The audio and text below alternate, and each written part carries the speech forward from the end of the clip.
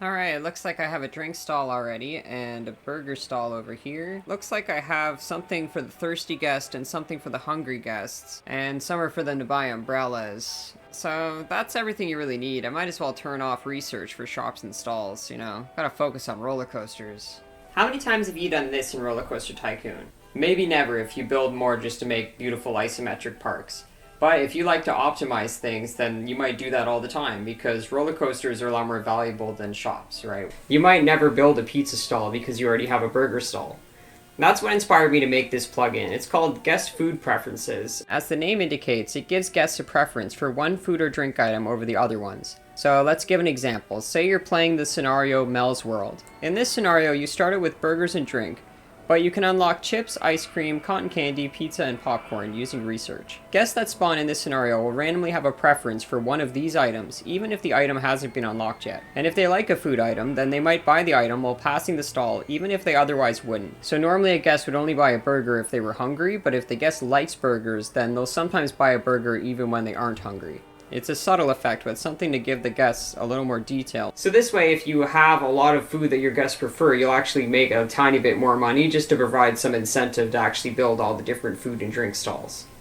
I recorded 4 time lapses in Mel's World focused on this burger stall for one in-game year. On the top row, we have the game running without food preferences on the left, and on the right, we're using a cheat to make it so everyone likes a food that we're not selling. So we would expect the top row to show similar numbers for food and drink sales across the 2 time lapses.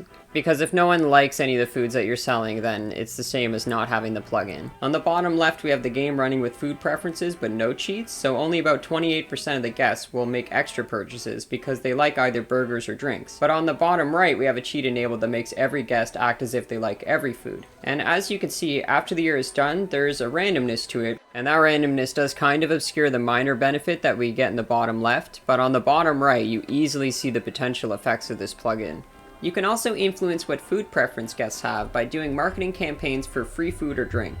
The guests that spawn with these free food or free drink vouchers will usually prefer the food item they have a voucher for.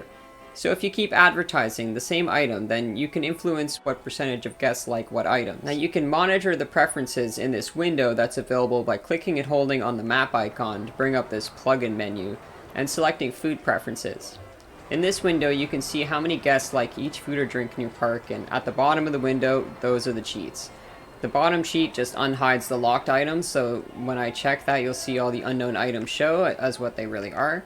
And the other cheat lets you override the food preferences of the guests entirely, like I did in the time lapse. If you just check the box and all the guests like all food or drink items, and if you have the checkbox ticked and then you select a specific food, then they'll all act as if they like that one food item. So if I have this set to burger, then every guest will behave as if their favorite food is burger. Which doesn't mean that they'll never buy a drink from this drink stall, it just means that they'll never buy a drink from the drink stall unless they're thirsty, as they would normally do.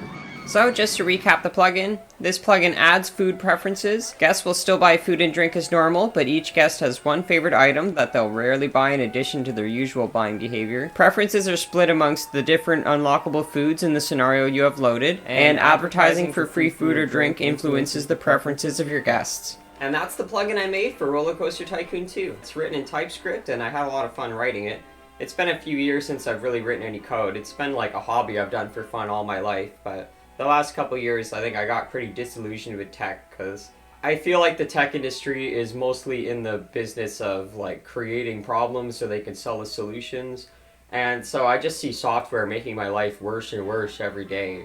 So this project for me was about like returning to my code editor and finding that joy of programming again. And so obviously I didn't use any AI tools to write this. Fuck Copilot and fuck what Microsoft has done to GitHub.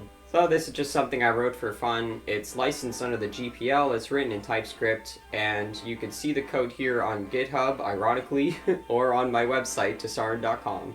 And if you want to download this and check it out for yourself, bearing in mind that it's definitely still an alpha, you can get it on the GitHub releases or again on my website, Tesarn.com. And if you look at the older videos on this YouTube channel, I have a few videos on some older projects of mine, like a Python audio visualizer and a Minecraft mod called Copper Lamp. But from now on, I'm planning to make videos for all of my programming projects. So if you want to see videos about whatever random stuff I make next, make sure to subscribe. And there's a very good chance I'm going to be making a video where I deep dive into the code of this plugin if you want to see more of how it works. You can download this plugin from GitHub or my personal site, Tessarin.com.